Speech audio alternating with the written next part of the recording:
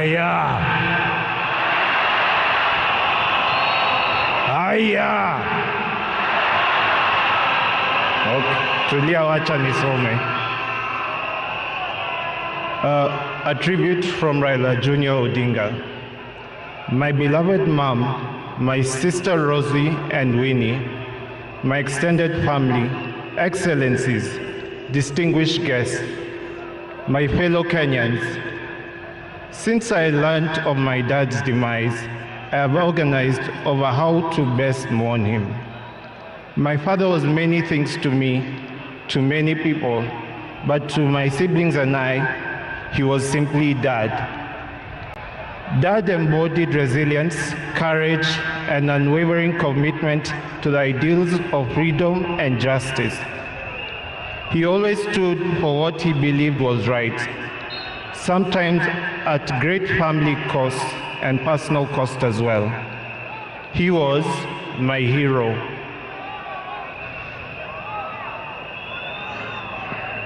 And his legacy lives in me, in my siblings, and in all those whose lives he touched.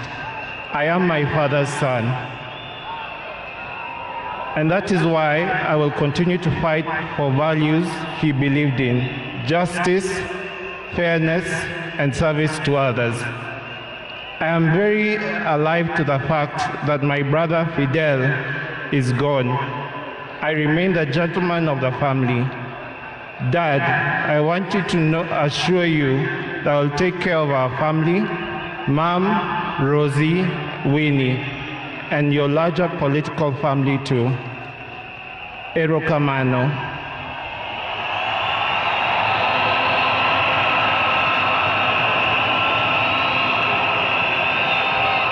Aya, hii sehemu, the refrain is Asante Baba. Nikinua fly whisk, mnasema Asante Baba.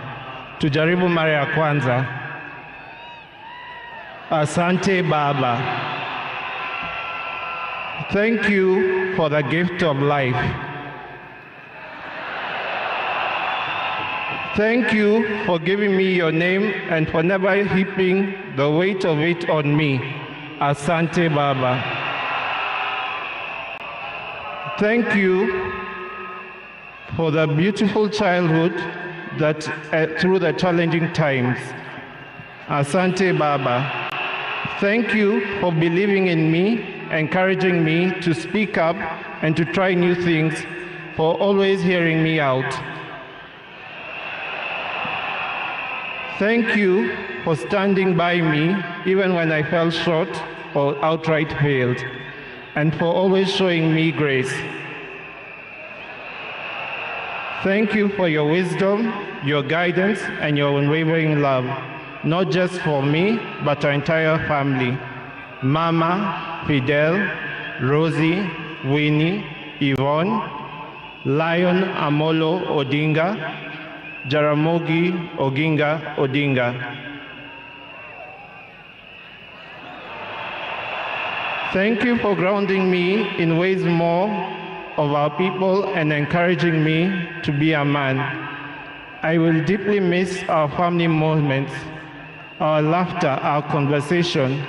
I will miss watching Arsenali with you. I miss Arsenali.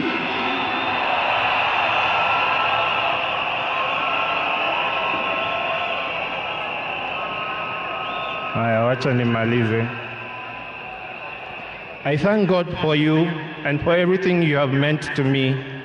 You have run your race with honor, and may grace now lead you home. May the ancestors receive you and rest well. Nindikwe, Baba Aheri, Asante Baba, Asante Baba, Asante Baba, Joey, Joey, Joey.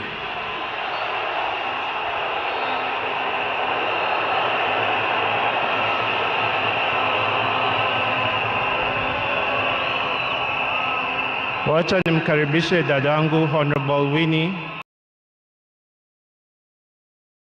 To level up your investing skills, master the dynamic worlds of finance and technology, Earn a certificate or credential from CFA Institute, and you'll be more than ready for your next step in investing. Set the standard.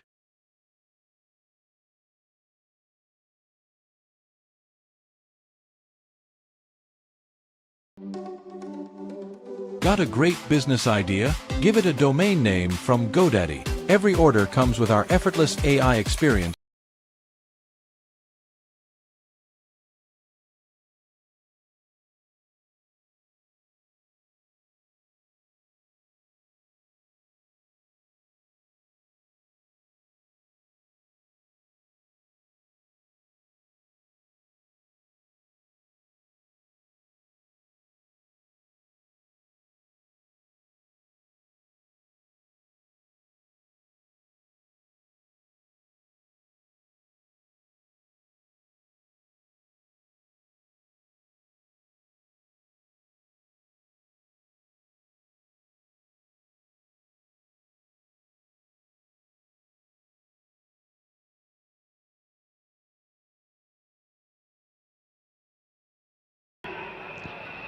Dad, you are light, steady, unyielding, and deeply human. To the world, you are known by many names. When you were growing up, they used to call you Aluo. And then when you started work, they started calling you Jaramogi's son. And at some point, they started to call you Tinga.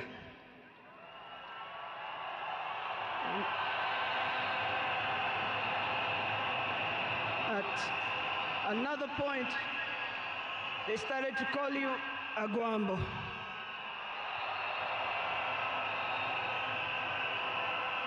Briefly there, they called you Nyundo.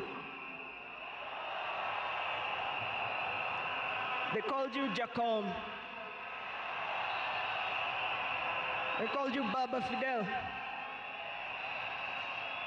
But in the end, they called you Baba.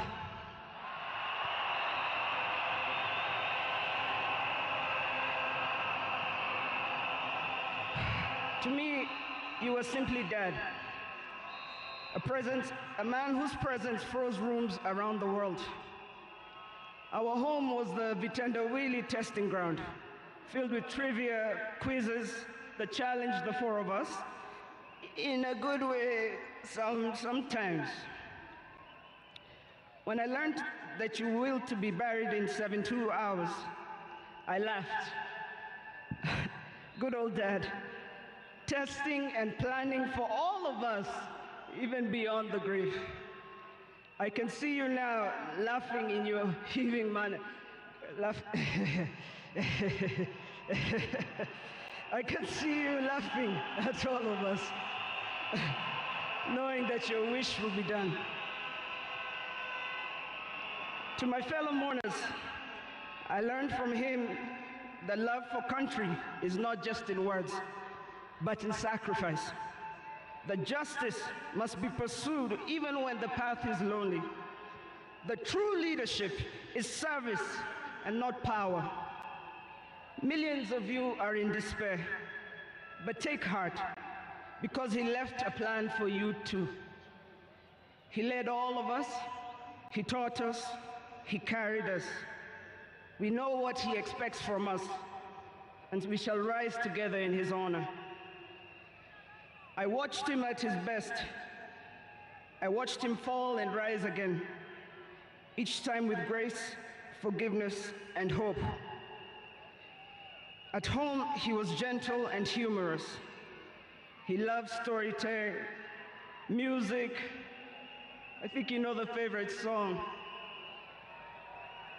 Down the bay, the mountain top, where the sun shines on a mountain top. I took a trip on a sailing ship, and when I reached India, I made a stop. But I'm sad to say I'm on my way.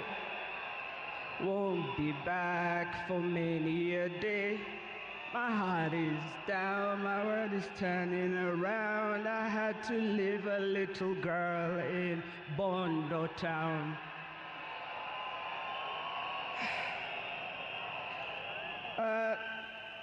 Dad loved his grandchildren, Safi, Fidel's son Alai, Junior's son Lion, Sanai, and Jaramogi. He loved you with all his heart. Even in the busiest moments of national duty, he would send me to check on all of you. I now know it was to remind us to stay grounded, for me to teach you how to dream boldly, and to always stand firm for what is right. Today, as we celebrate his life, I choose to remember not only the leader the world knew, but the father I loved with every fiber of my being. The biggest part of me died on the 15th of October, 2025. But the spirit of the lion roars on forever. Fellow mourners, I was with him in India when he took his last breath. He died in my arms. But he did not die like people have been saying on social media. Every day, he was waking up and walking. And every day, he would do 1 round. The next day, he would push 2 rounds. That morning, he pushed to 5 rounds. He died strong, when with dignity and with pride.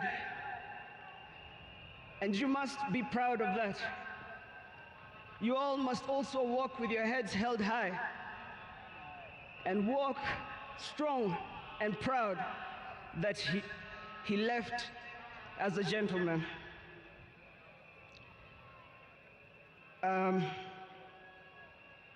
As a family, we want to thank all of you, from Turkana to Lamu, from Isiolo, Mandera, to the shores of Lake Victoria. Asanteni sana. The king is dead, but long live the crown. Joey! Joey!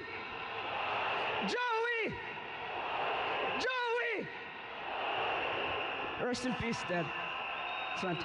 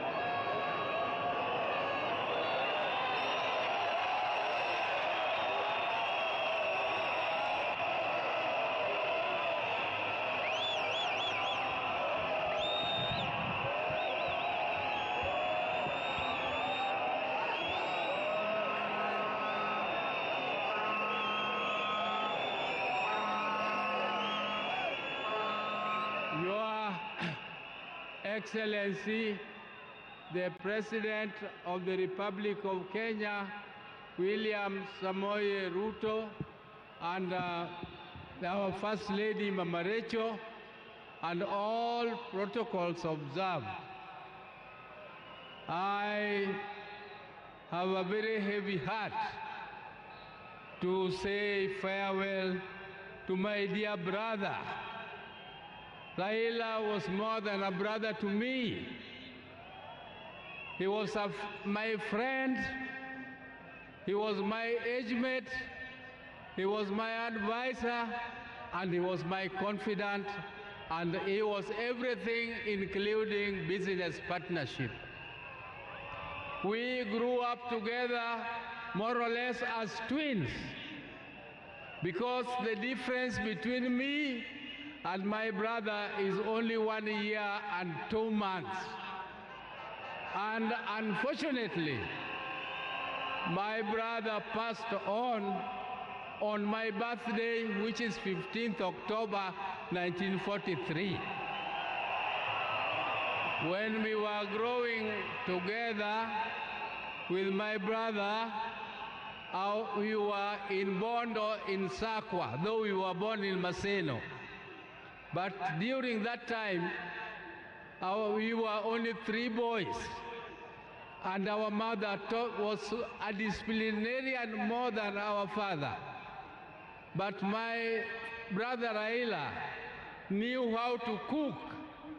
Our father's mother told us that you, my boys, you are also my girls. You must learn to fetch firewood. You must learn to cook. You must learn to prepare everything, including washing clothes and ironing and so on. Raila was best at all those things. The other thing Raila was best at was in class. Me, I was average. I could be number 5, number 4, number 3 sometimes if I did well. But Raila was always number 1. He was always number 1 in class. And I also want to tell you that Raila was a sportsman. He was a sportsman. He used to do what we were calling triple jump. He used to play football, and he used to do pole vault. But I was better than him in jumping and in pole vault. I want to tell you that my brother loved justice from the beginning. He loved to hear news. And one day he was late in school, and when the teacher asked him what he was doing, he said he was still listening to the radio. He wanted to hear news. And he was only at standard 3, standard 4. So Raila was a no-nonsense man. He entertained no mediocrity. Raila did not want mediocrity.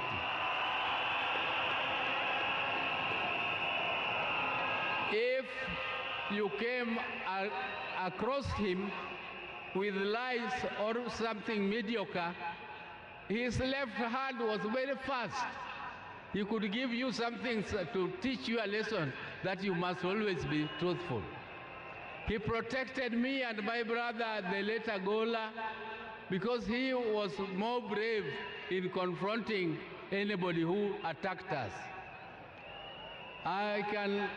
Ladies and gentlemen, I can tell you the story of Raila the whole day, but that is not my intention today. My intention is to tell you that even though my brother was almost the same age as me, but younger than me, I can tell you that I respected him as my leader in the political arena.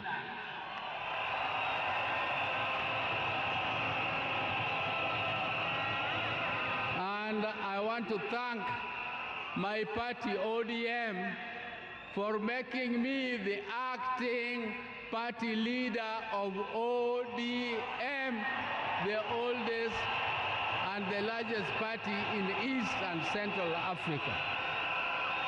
I will take that mantle with vigor, and I must assure you, my colleagues, that I will not disappoint.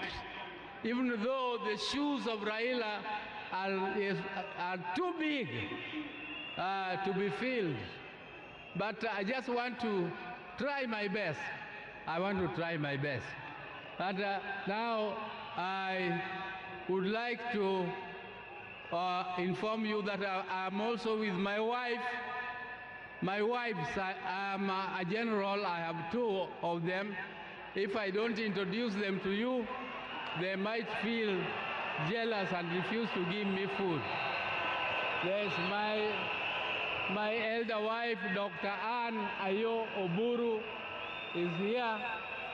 And come. This is the lady who took me out of boyhood. She is a doctor.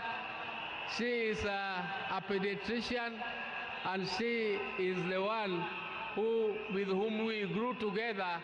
But I thought that now at my age, I don't want her to scratch me. I don't want her to massage me. So I brought her helper, Judith Oburu. Judith Oburu.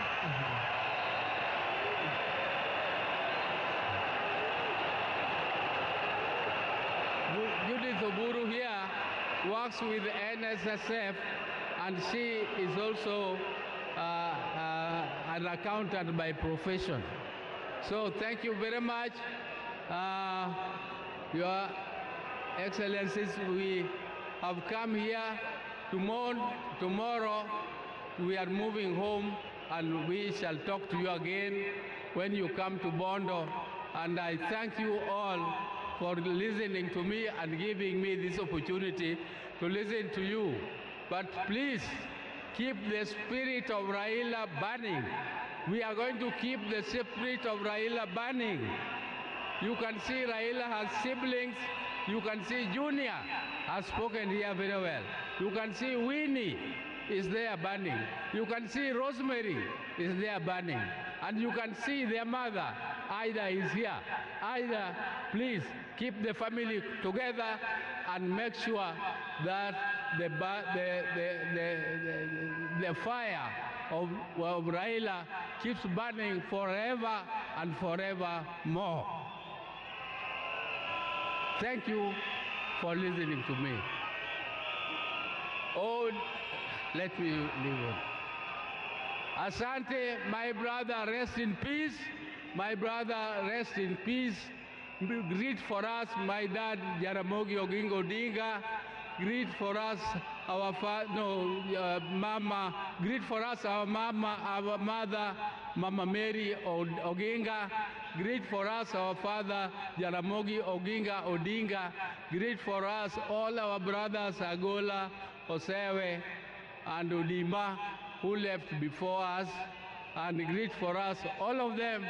And I'm sure God the Almighty is going to welcome you with his hands there, because you were magnanimous, you loved God, and you loved people. That is what God also expected of you, and you have done your best. Rest, my brother. Rest in peace. Rest in peace, my brother. Thank you.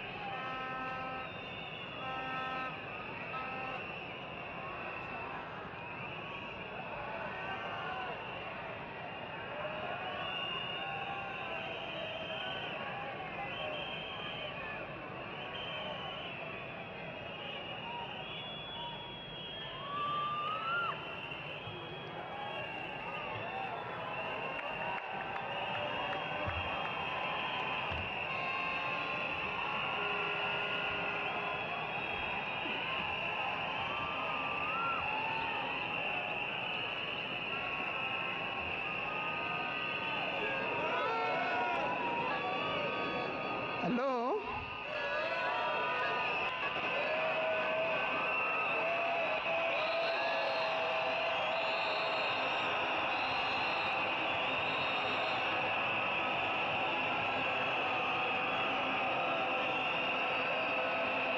Thank you. Thank you. Thank you. To His Excellency, the President of the Republic of Kenya, His Excellency William Samoei Ruto, and Her Excellency Lady Rachel Ruto, the former President, President Uhuru Kenyatta,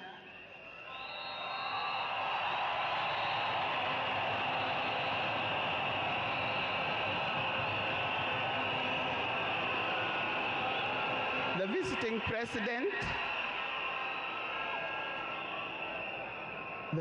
President, past and present, the Deputy Presidents, all distinguished guests, ladies and gentlemen, and watu wetu wa Kenya kwa jumla, hamjambo. Today is a very unique day. It is not every day that I would be standing here to say something to the nation and to the world about my dear husband, Raila Amolo Odinga.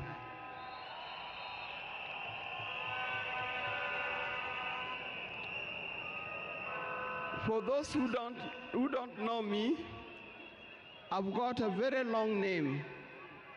They call me Canon Dr. Ida Betty Odinga EST. Now, these names don't just come like that, but they are names that are given. I cannot forget the name that the public has given me, called Min Pin.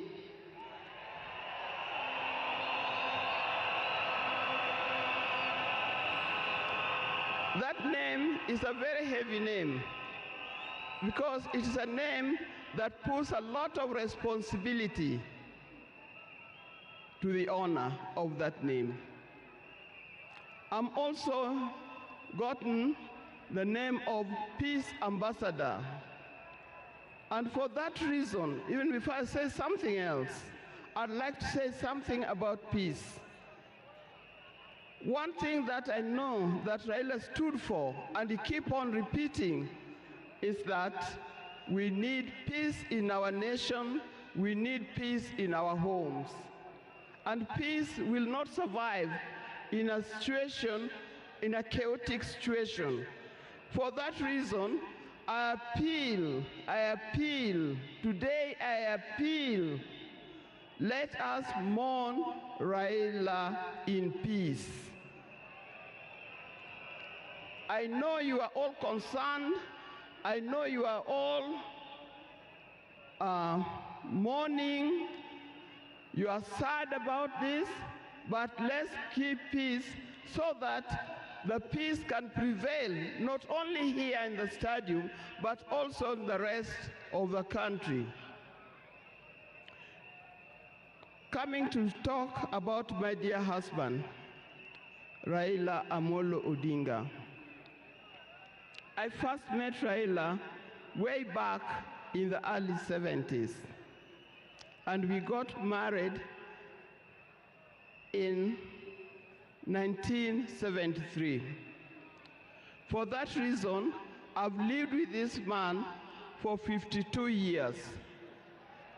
Many of the people that I see or who are in this stadium could have easily be our children. No wonder you call him Baba. That name did not come from nowhere, but came from the experience and the life that he has lived with and relationship that he has had with some of these people. During our union, we were blessed by 4 children. First, the first child was called Fidel Castro Odhiambo Odinga. When Fidel was born, I was a bit hesitant the way he gives the name. I say, why do you call him Fidel? Then he said he was a great admirer of Fidel Castro, and therefore he named his first child Fidel Castro Odinga. Later, we had the second child, Rosemary, and here again, Rose is the name of my mother, and Mary is the name of his mother. We combined the 2 names together, and we call the child Rosemary. It also has a meaning to us. When it came to the third one, and he named after his best friend and his cousin called Raila Kembo, with whom they shared the name. So we ended up with Raila Odinga. Last, there was a big gap, and I'll explain to you. Last came the fourth child. The fourth child, when I went to the hospital, and you know those mothers, or well, you know, you end up somewhere in labor ward. And I was watching the television. And on the television, that's the time when Nelson Mandela had come out of prison. It was he's been there for 27 years. Raila also had been in prison, but that's not why we named her Winnie. And I was watching the television, I could see Nelson Mandela and Winnie Mandela holding hands as Mandela walked out of the gates of the prison. By then, I didn't know what kind of child I was going to get. But then I said, if it's a boy, we'll name him Wilson Mandela. But if it's a girl, will be Winnie Mandela. And therefore, Winnie Mandela arrived. And that's the fourth child. I see when you look at this naming of the children, I know these days you can name your child anything that you want, but I'll appeal to those who are still having babies.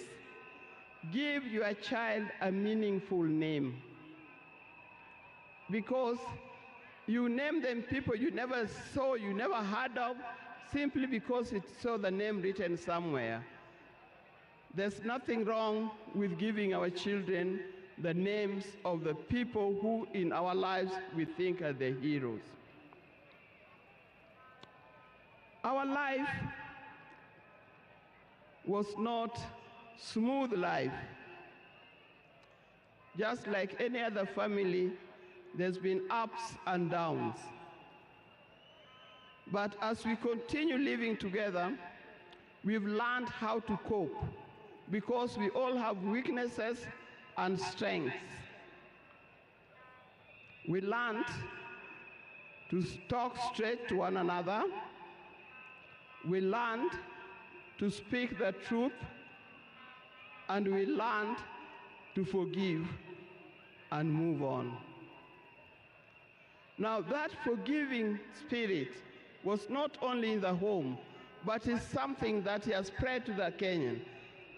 You've seen how many times he has tried in the elections, but that forgiveness is paramount.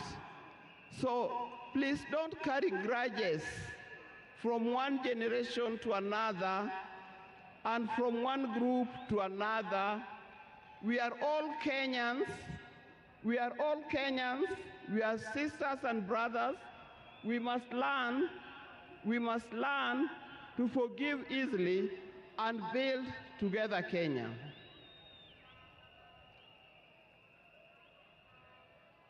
Towards the end, I'll not say everything. I would like to say everything, but time would not allow.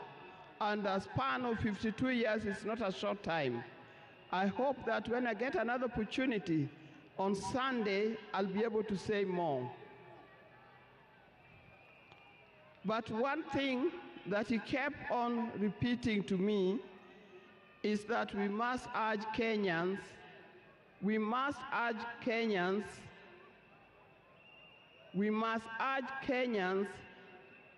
to live in peace. He kept on repeating that. We must repeat it to our Kenyans, we live in peace. Raila hated dishonesty. He hated dishonesty. He hated greed.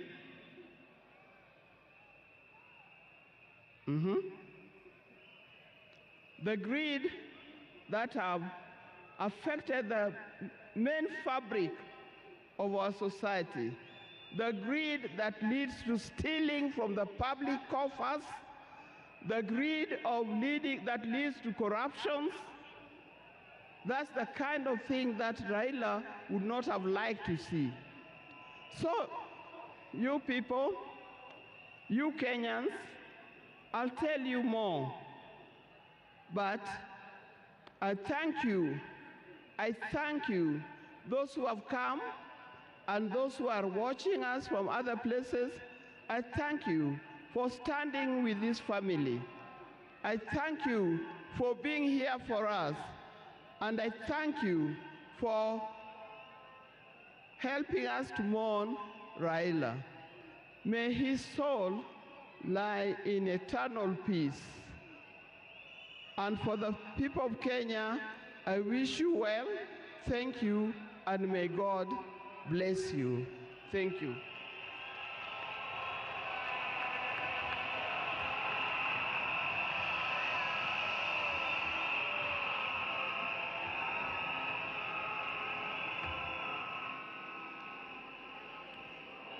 Fellow monarchs, we are moving towards the end of this occasion, the first part, so that we can allow a second part that is going to take place in the afternoon. On behalf of Senator Dr. Oburu Odinga, who has been the co-chair of the National State Funeral Committee for the late Prime Minister Raila Odinga, I want to thank the people of Kenya and the people of the world for mourning our departed leader with dignity. I would like to just clarify that Senator Odinga has spoken in two capacities. First, as a member of the family, and secondly, as the interim acting party leader of ODM. Your Excellency, fellow monarchs, we recognize there's so many mourners who have come to mourn today, and we respect all of them and thank them for making time. Allow me, Your Excellency, to do two things, and then we will conclude. The first is to acknowledge that the leader that we have lost in our country was not just a leader in Kenya. He was a regional leader, he was a continental leader, and he was a global leader.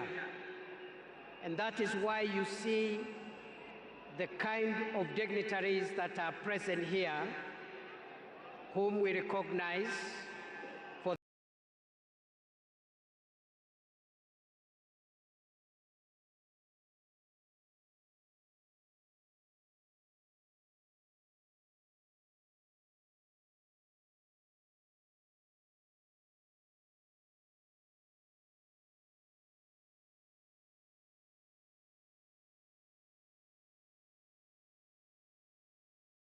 of Tanzania, Samia Suluhu Hassan, who has sent formal condolences and has sent her vice president, who is present, the foreign minister of Tanzania, who is present, but we acknowledge the formal condolences from President Samia Suluhu Hassan from Tanzania. The Tanzanian delegation is also joined by the fourth president of Tanzania, the Honorable Jakaya Kikwete. We also have condolences from President Yoweri Kaguta Museveni, the President of Uganda. We have the condolences of President Paul Kagame of Rwanda. And President Kagame, in addition to the condolences, has sent the Interior Minister of Rwanda, we have the condolences of President Paul Kagame of Rwanda. And President Kagame, in addition to the condolences, has sent the Interior Minister of Rwanda, who is present here to represent President Kagame. The President of Somalia, President of the Federal Republic of Somalia, I think has arrived after we had received his condolences, and maybe the President will acknowledge him. The Prime Minister of Ethiopia also sent his condolences. The President of Djibouti, Ismail Omar Gele, has also sent his condolences. The President of the Republic of Zambia, His Excellency Hakainde Hichilema, has also sent his condolences. The President of the Federal Republic of Nigeria, His Excellency Bola Ahmed Tinubu. The President of the Republic of Ghana, His Excellency John Mahama. The President of the Republic of Burundi, His Excellency Evariste Ndayishimiye. The President of the Republic of Sierra Leone, His Excellency Julius Maada Wonye Bio. The President of the Republic of Zimbabwe, His Excellency Emerson Mnangagwa.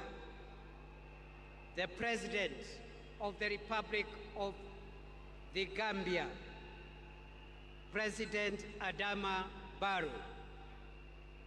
The President of the Republic of South Africa, His Excellency Matamela Cyril Ramaphosa. The Prime Minister of India, His Excellency Narendra Modi. The President of the Democratic Republic of Congo, His Excellency Felix Tshisekedi. We also are in receipt of the formal condolences of the following global leaders whom I want to mention and acknowledge. The Secretary General of the United Nations, His Excellency Antonio Guterres. The Chairperson of the African Union Commission, His Excellency Mahmoud Ali Yusuf. The Head of the European Union Delegation to Kenya. We also have the condolences of the Under-Secretary General and the Executive Secretary of the United Nations Economic Commission for Africa, the Director General of the World Health Organization, Tedros Ghebreyesus, the Assistant Secretary General of the Commonwealth of Nations, the Executive Secretary of the Intergovernmental Authority on Development, Dr. Wokne Geneyeu, the Secretary General of the East African Community, Veronica Nduva, of the United States of America Senate Committee on Foreign Relations, from the United Kingdom of Great Britain and Northern Ireland. We have the apologies of the Minister for International Development and Africa, Jenny Chapman, Condolences from Italy through the head of mission, through the deputy head of mission of the Italian embassy, the High Commissioner of Australia, the High Commissioner of Canada, the Ambassador of the Russian Federation, the Ambassador of the People's Republic of China, the Ambassador of the Czech Republic, the Ambassador of Switzerland, and the Ambassador of the Federal Republic of Germany. Ladies and gentlemen,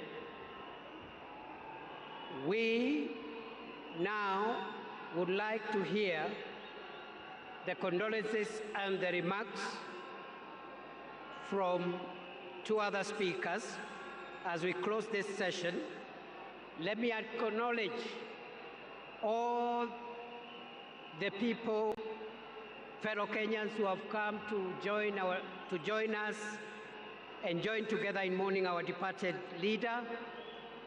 Let me recognize our delegation here from the state side, the arms of government, all the arms of government, and the two levels of government are represented here. We are led by His Excellency the President, William Ruto, and the First Lady. We also have our retired President. We have the speakers of the two houses, the Chief Justice, members of the Cabinet, Principal Secretaries, the military command led by the Chief of the Defense Forces. We have our governors, senators, MCAs, and the ODM fraternity. Your Excellency, allow me to recognize, because you have permitted me to do so, in our presence, the names that were read, just for the purpose of record. The President of the Federal Republic of Somalia is here, His Excellency Sheikh Mohamud. The President of the Federal Republic of Ethiopia is here, His Excellency Taye Salessie. The Vice President of the United Republic of Tanzania, His Excellency Dr. Philip Mpango, is here. The former President, the fourth President of Tanzania, the Honorable Jakaya Mrisho Kikwete, is present. Mohamed Thabiti, Foreign Minister of Tanzania, is present. Rebecca Jadeng, Her Excellency Rebecca Nyandeng, Vice President of South Sudan, is present. And the Honorable Vincent Biruti, Interior Minister of Rwanda, who is representing President Kagame, is present. With those many remarks, allow me, fellow mourners, to request our former President, the fourth President of Kenya, Uhuru Muigai Kenyatta, to come and greet us and say pole. Mr. President.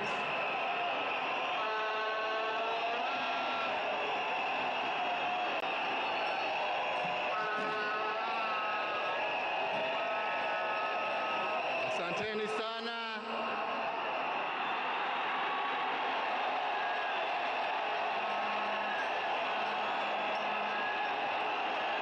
Asanteni sana.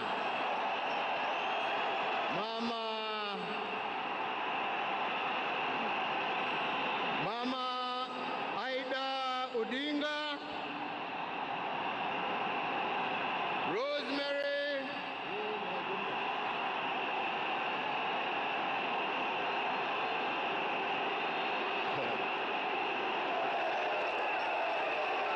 Asante sana, nimeshukuru. Thank you.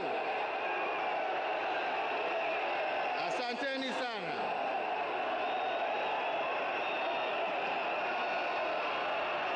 Asanteni.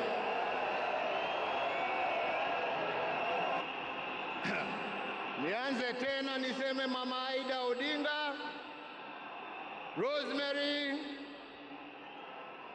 Junior, Winnie na familia yote ya mwenda zetu, rafiki wetu, Mheshimiwa Raila Amolo Odinga.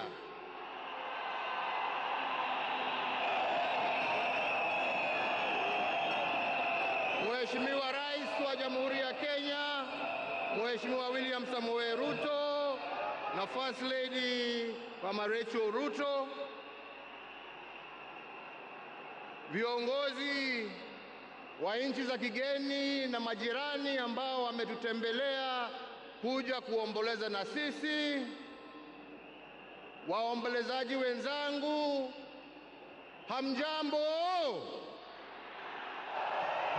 Hamjambo tena?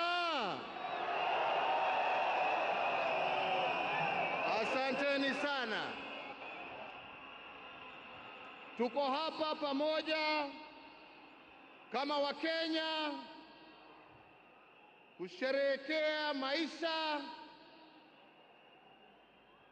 ya Mkenya mwenzetu, kiongozi,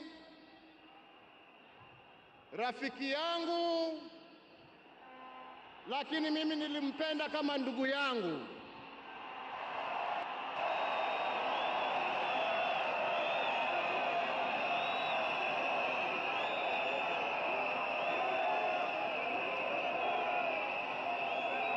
Mheshimiwa Raila Amolo Odinga,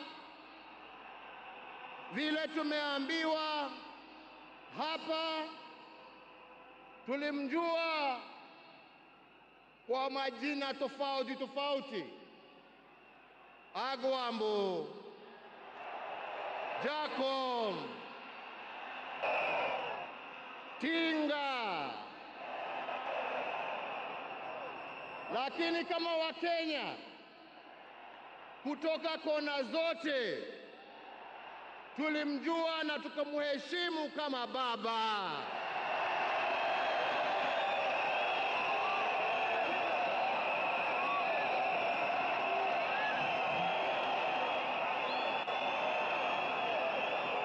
Na tulimuita baba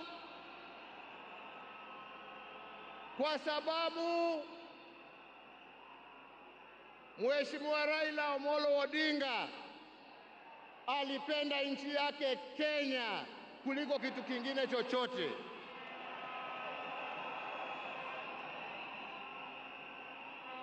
Mheshimiwa Raila Amolo Odinga alikuwa baba wa wote, hakuwa na ukabila, na alipenda nchi na wananchi wa Kenya wote.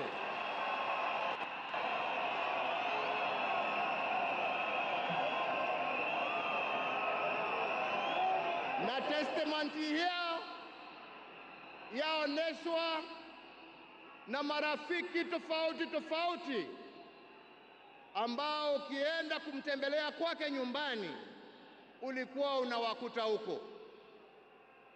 Marafiki kutoka kila kona ya taifa letu la Kenya. Raila alikupenda kwa sababu ya maono yako, alikupenda kwa sababu ya fikira zako, alikupenda kwa sababu ya vitendo yako, lakini sio kwa sababu ya rangi yako ama kabila lako.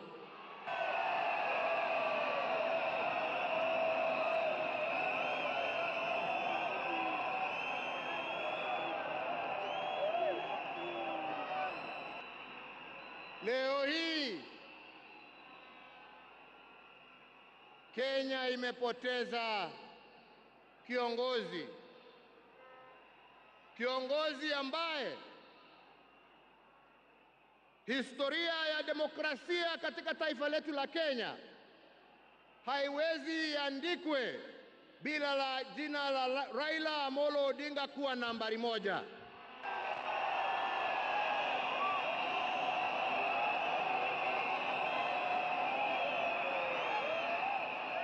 Historia ya Kenya ya kutetea haki za kibinadamu na haki za wananchi wote haiwezi iandikwe bila ya jina ya Raila Amolo Odinga kuwa nambari moja.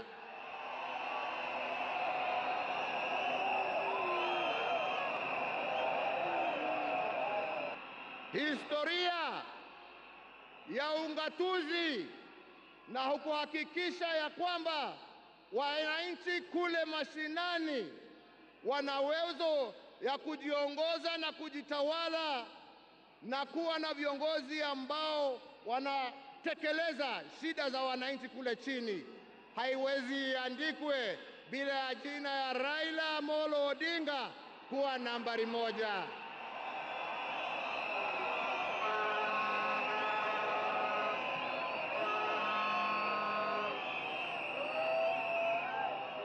In short, nasema vipi? Nasema hivi, Raila ametuacha kimwili, lakini ndani za roho yetu, ndani ya spirit ya Kenya, ataendelea kuishi miaka na miaka tukisonga mbele.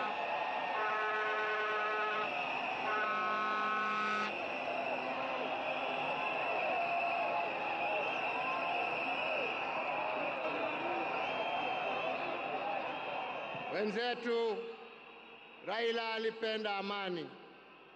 Raila alipenda umoja wa taifa letu. Raila alifurahia akiona Wakenya wakiungana, wakishirikiana, wakijenga taifa lao pamoja. Raila alikuwa mtetezi wa haki ya kila mtu. Pahali ambapo alikuwa anaona hakuna haki, Raila ndio alikuwa wa mbele hapo kuhakikisha ya kwamba haki zimepatikana. Na wenzangu, nawaambia hivi, tunawakumbuka wakina Mzee Jomo Kenyatta na Jaramogi Odinga kwa kutetea uhuru wa nchi yetu.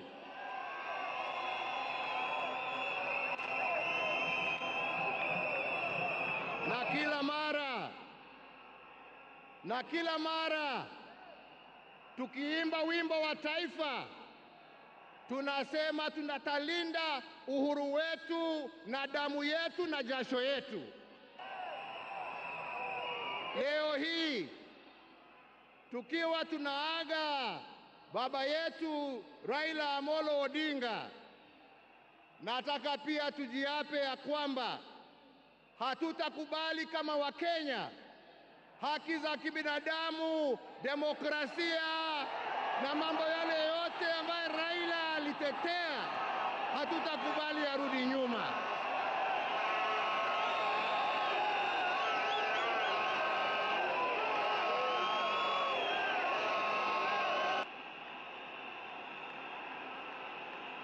Hatutakubali arudi nyuma.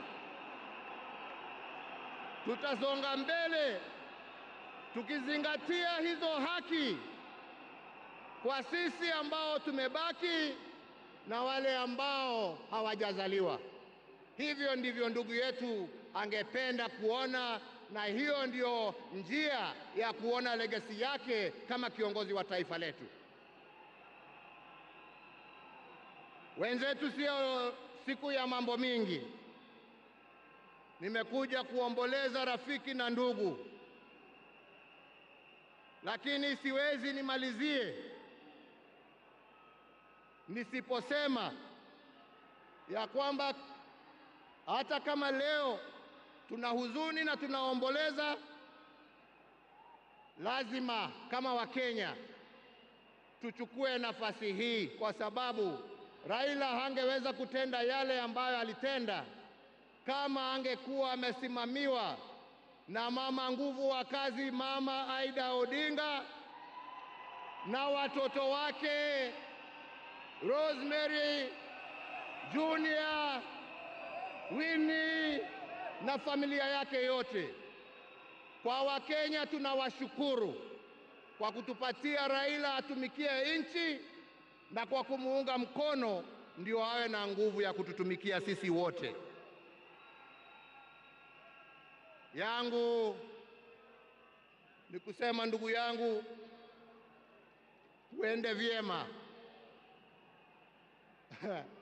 Wenzangu, kastori kadogo tu, sio kubwa. Unajua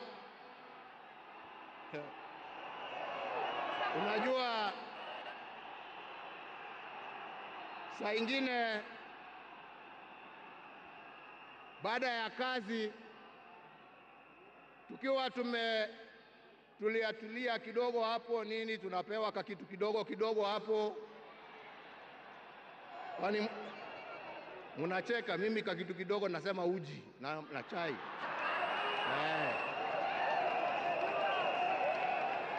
Lakini wakati tulikuwa tunapiga gumzo, saa ingine tulikuwa tunajiuliza, unajua jamani, wale wazee ambao wameenda, wakina Jaramogi, wakina Jomo, wakina Nkrumah, wakina Mwalimu Nyerere, jameni, unafikirianga wakiketi wanaongeanga mambo gani? Mimi nilikuwa nasema unajua wanaongea siasa kama sisi, wanatuangalia tu na mambo hii yetu ya upuzi hapo, wanatuchekelea. Anasema lakini unajua I'm very keen kujua. Sasa ndugu yangu, umeenda mbele yangu, sasa tayari najua mnajiongeleshana huko, na sio ati niko na haraka ya kuja kuwafikia, lakini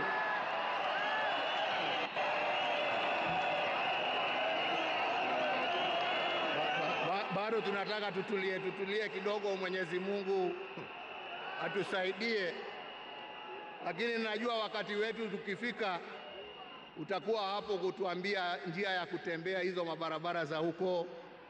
Kwa hivyo ndugu yangu, nikuombee kwa Mwenyezi Mungu akurehemu, akulaze na amani na wenzako, ukijua ya kwamba twakumbuka wewe na yale ambao umebakisha tutaendelea nayo, na familia yako sasa imekuwa yetu, na tutaendelea kuwalinda na kuwachunga na kusimama pamoja nao kwa wakati wote. Nasema lala salama ndugu. Mungu awabariki familia yako na awafariji na awapatie nguvu, na Mungu aendelee kuibariki Kenya hii yetu, Afrika Mashariki na Afrika kwa jumla. Asanteni sana, Mungu awabariki.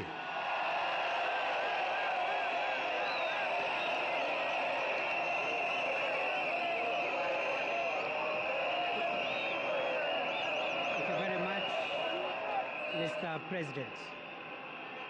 Kwa sasa nilisahau kidogo kutambua uwepo wa mkuu wa mawaziri Musalia Mudavadi, jaji mkuu Martha Koome na aliyekuwa makamu wa rais wa zamani Stephen Kalonzo Musyoka, hata yeye ako area. After the end of this ceremony,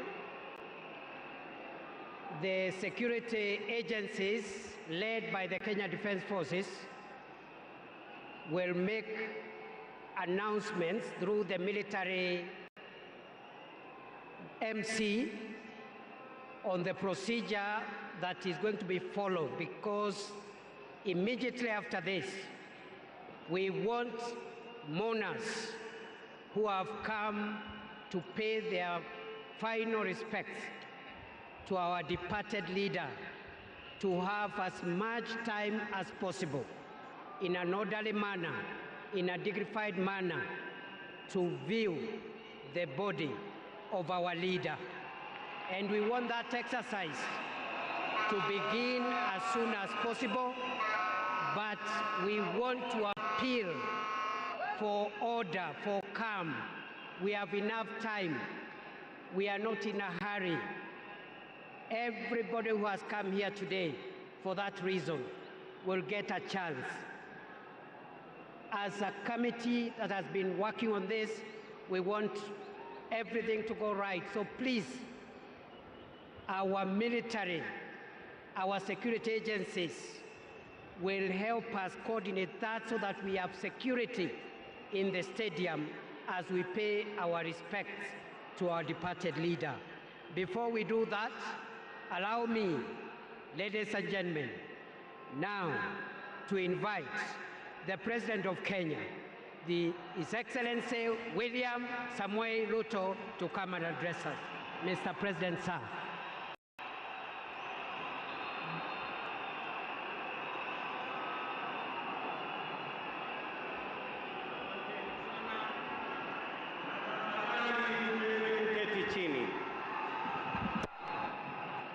Fellow citizens, friends of Kenya from across the world, distinguished guests, ladies and gentlemen, every once in a generation, there comes a leader whose impact transcends their moment, whose courage inspires change, and whose vision shapes destinies.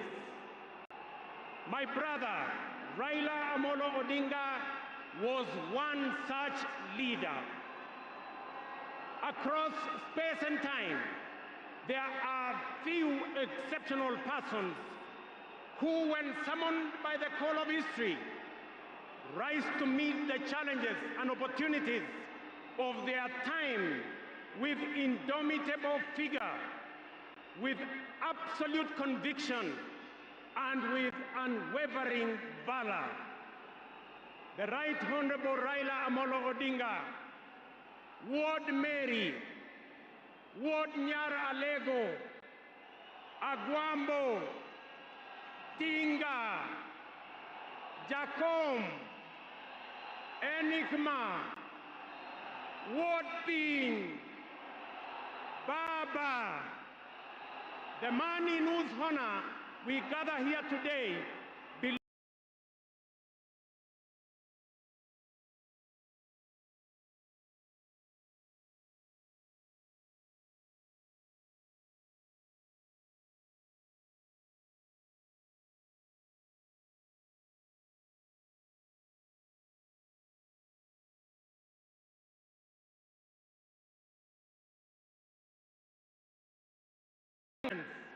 and also salute you for the great statesman and patriot that you are. To Mama Ida and your children, Rosemary, Raila Jr., and Winnie, as well as the larger Odinga family, led by our elder brother, Senator Dr. Oburu Odinga, please accept the nation's most heartfelt condolences on this immense loss. Kenya stands with you in this moment of sorrow. We share in your inexpressible grief, but we also share in your pride for your husband, your father, your brother, and your kin, who belonged not only to you, but also to us. Thank you for sharing him so generously with us as families and as a nation. Amolo may no longer walk with us, but his spirit lives within every Kenyan and every African. Such was the depth of his influence and impact that even in his absence, his presence endures. Fellow citizens, we gather here today not just to mourn the passing on of Baba, but celebrate his purpose, his vision, and his ideals. He walked among us as a man, but he also charged among us as a movement for change, a movement for justice, and a movement for inclusivity, and a movement for a greater and better Kenya. Allow me, fellow citizens, at this solemn moment to also speak as an ordinary Kenyan. a father, a brother, and a fellow traveler in the journey of our nation's history. I have come a very long way with Baba. When I stood by him with the other Pentagon members at a defining moment in his and our nation's history, I neither knew that one day we would find ourselves on opposite sides, nor could I have imagined that years later he would stand by me, this time to steady the nation and to help anchor my leadership, culminating in the birth of the broad-based government. To you, Baba, I owe you, and I am truly and eternally grateful that our paths crossed and that we shared this journey together. We have been both collaborators and competitors, friends and rivals, but a dream greater than ourselves, a dream bigger than any partisan divide, a dream of a united motherland called Kenya. As I have reflected on Raila's legacy following his passing, I have entertained no doubt in my mind that history will judge him fairly and kindly, because whenever the nation needed him to rise above self, he always did unreservedly. Whenever Kenya needed reason, he became the voice of reason courageously. And whenever the country needed a hand of reconciliation, he offered it without hesitation.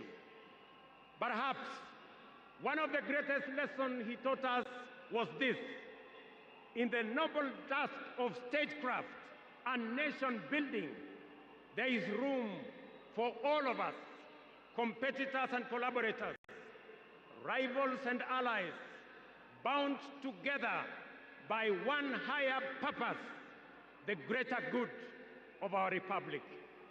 Fellow citizens, those who worked closely with the Honorable Raila Amolo Odinga know that he was irrevocably stubborn in his vision for a just, prosperous, and united Kenya, a nation where opportunity belonged to all and justice favors none. In Tinga, Kenya found a reformer, a moral compass, a reconciler. He proved that progress demands both courage and patience, that we must be stubborn on the vision, but agile on the details, adjusting our means, our plans, and our strategies, but never compromising our mission. The gentleman we are bidding farewell today gave more to this country than most will ever. He endured years of imprisonment, exile, and political struggle for not the privilege of power, but for the principle of service. He bore the scars of his struggles with dignity and calm poise, and turned pain and suffering into purpose. Jacome was also at home in the humblest of homes and at ease on the grandest of global stages. His heart belonged to the people. He shared in their pain, rejoiced in their victories, and never lost faith in the people's goodness.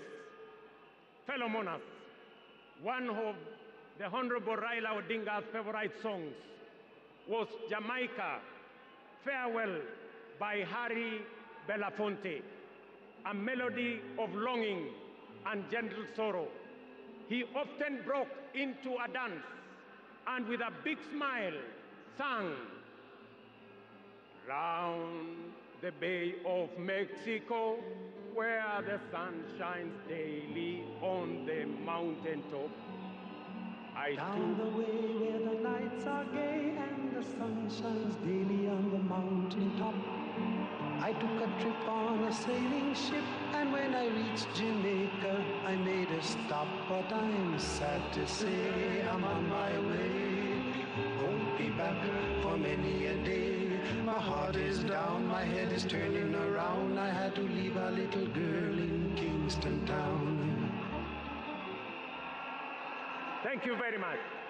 Today, those words ring with profound meaning, significance, and impact.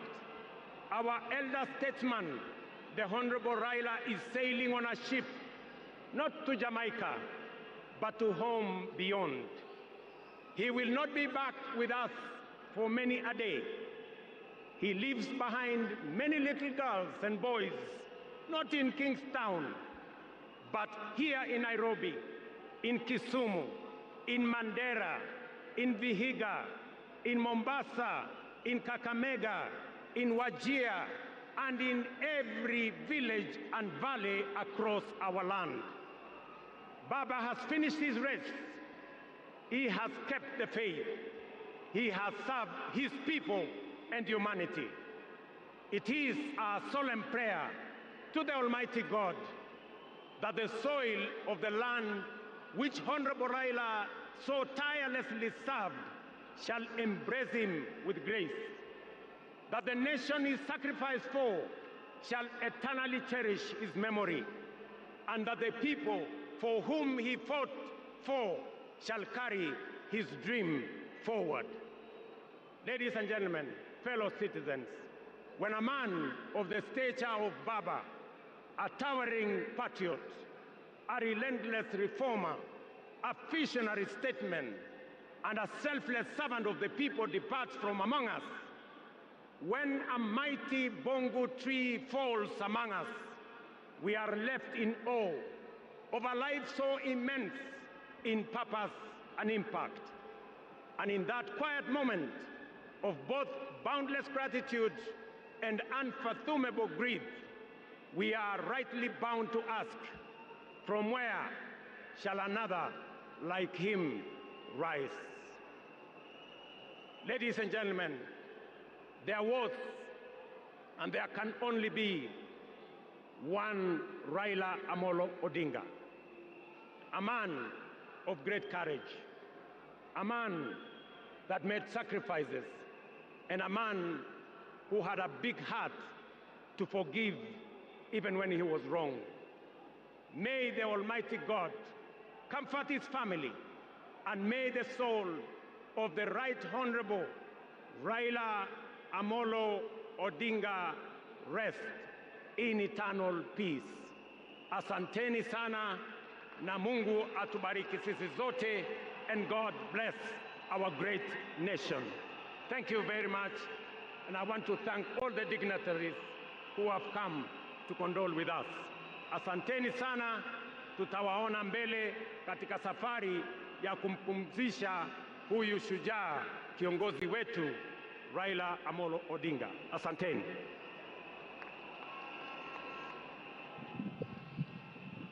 Na sasa naomba sote tubaki tumesimama ili tumalize rasmi kwa wimbo wa taifa.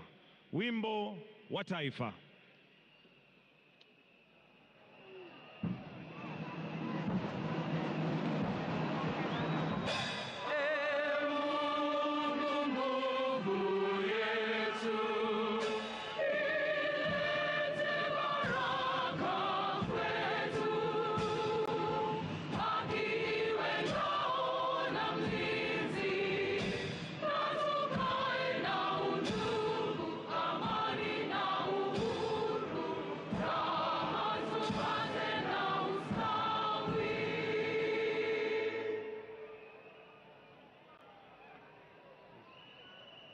Na kwa sasa naomba tafadhali tuweze kuketi na kutulia ili tuelekezwe vile tutakavyoona mwili. Lakini kwa sasa, for the exit protocol, we'll have His Excellency the President Dr. William Samoei Ruto together with Her Excellency the First Lady to progress and leave, followed by His Excellency Hassan Sheikh Mohamud,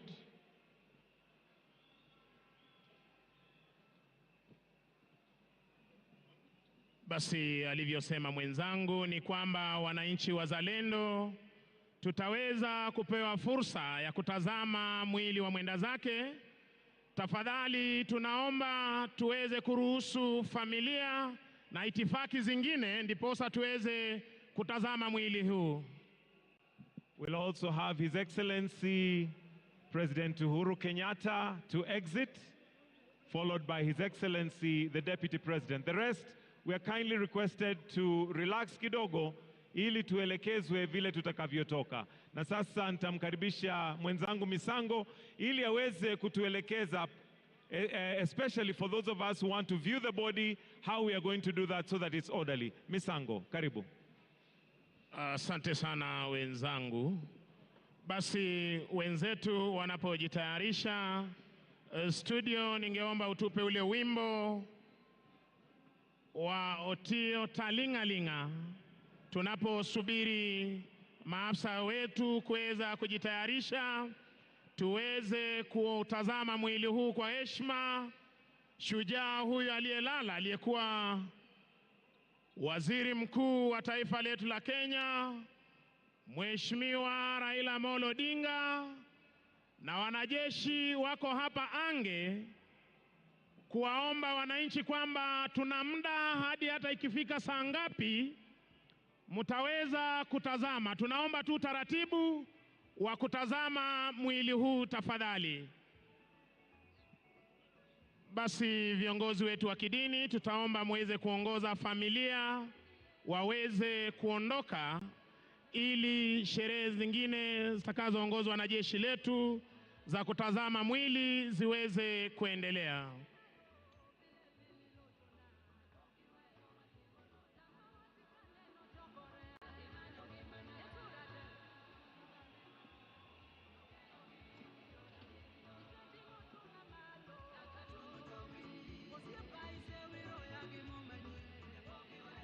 Na mtazamaji, ni picha